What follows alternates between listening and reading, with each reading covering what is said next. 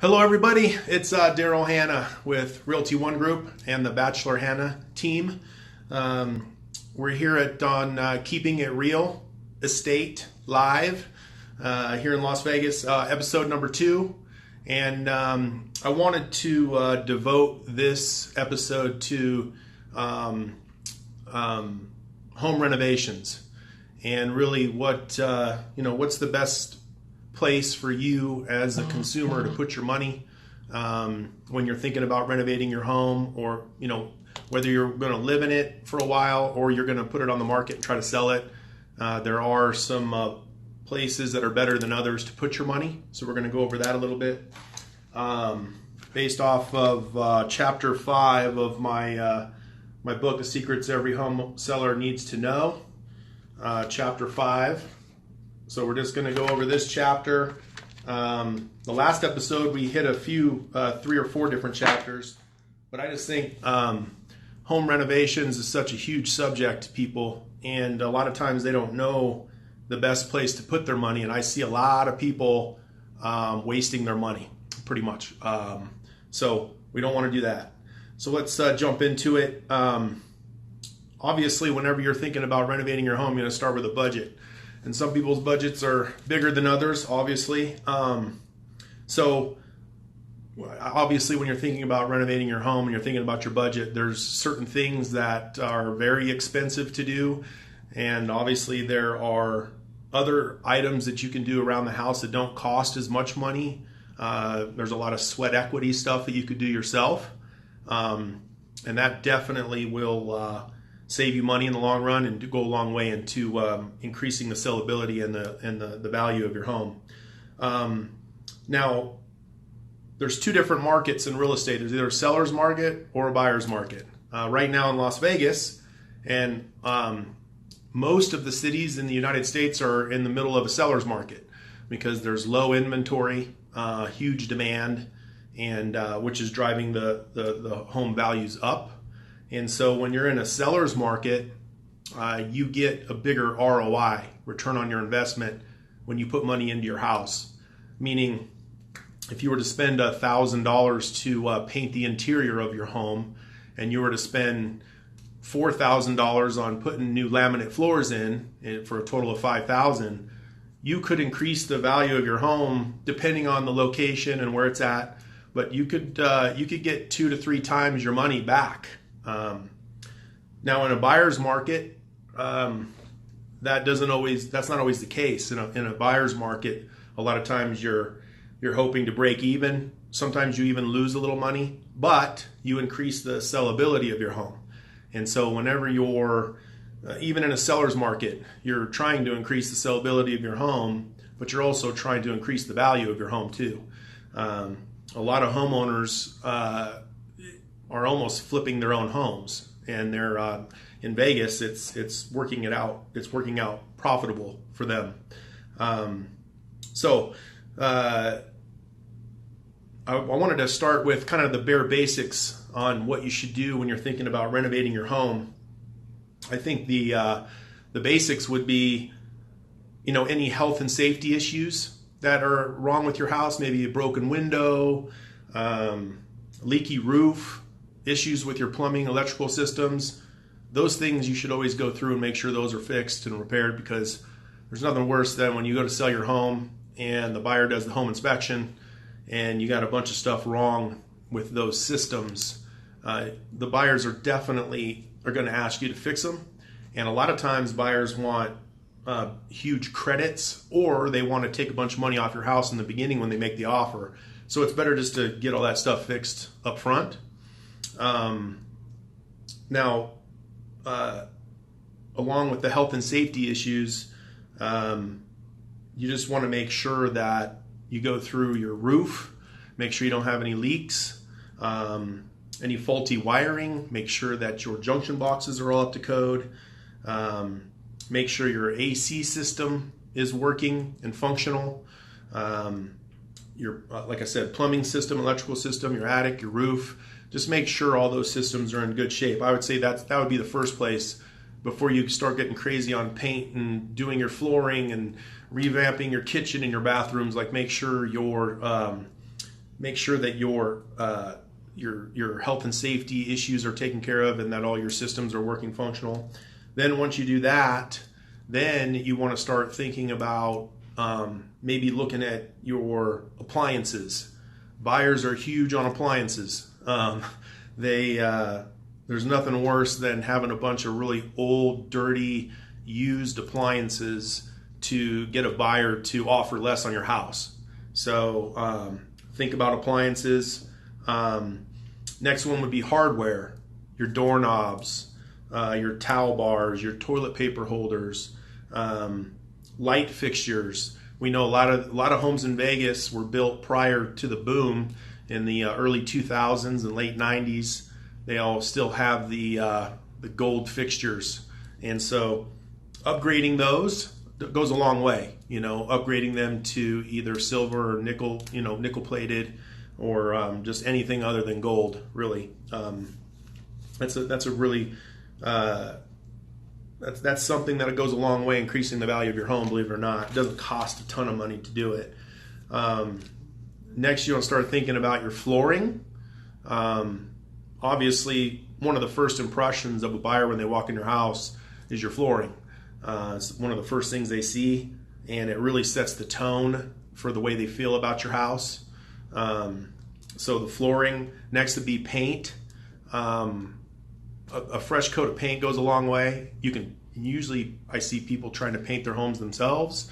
I say hire a professional unless you are really good at it. Obviously, I've seen some really horrific paint jobs, but it is something that you can do yourself, and it goes a long way. Like I said, a fresh coat of paint goes a long way. I'm often asked, hey Daryl, if you're gonna put money in your house, what would be the first room or first place you would put your money? Like, what would you do? And this is just my opinion. This is just from my years of experience of being a realtor. I've flipped several properties here in Las Vegas. I would say my number one would be the kitchen. The kitchen kind of is the hub of the entire house. It's where everybody hangs out. It's where everybody, that's where all of your parties. It's where, it's really just where the action is at your house. So upgrading the kitchen, the countertops, the backsplash, the cabinets, those types of things go a long way. My second would be master bath. Anything that has to do with the master bathroom, the closet, again, upgrading the countertops, maybe ripping out the shower, doing a new enclosed shower goes a long way. That can get a little bit expensive, but again, it goes a long way. Putting built-ins in your closet goes a long way. Girls love that. So my third, so we got kitchen, number one, master bath, number two. Number three, I think, is flooring upgrades. Buyers just get super excited when they walk into a house with new floors, new paint. It just really gives you a really good feeling when you walk through the door. And that's really what you're trying to create when you're trying to sell your home. You want to create that really good feeling when the buyers walk through your door. What you don't want to happen is the buyer to walk through your door and hate your house, and it's dirty, and the floors are dirty, and the paint needs to be painted 10 years ago. The buyers will just start knocking off the dollars off your house, and that's going the wrong way. So you want to make sure that you, the last episode we spoke about curb appeal, putting some money into the curb appeal of your home when people first pull up and they fall in love with your house before they even walk through the door. They open the door, they see new floors, paint, new appliances, the master bath, the kitchen are nice. You're going to sell your house, and you're going to sell it for top dollar. And so those are my suggestions. Now, some people, they don't have the budget to renovate the kitchen and the master bath and new floors and all this stuff.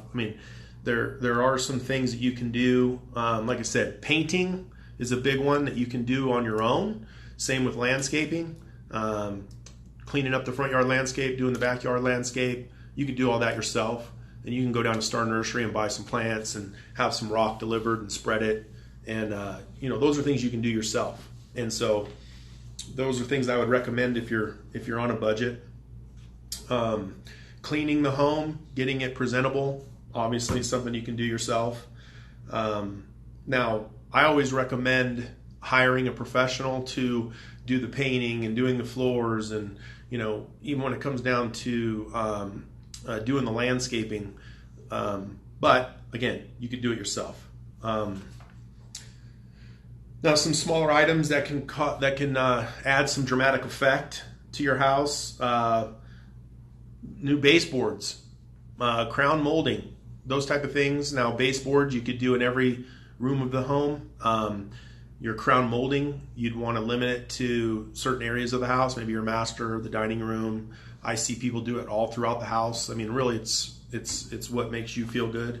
But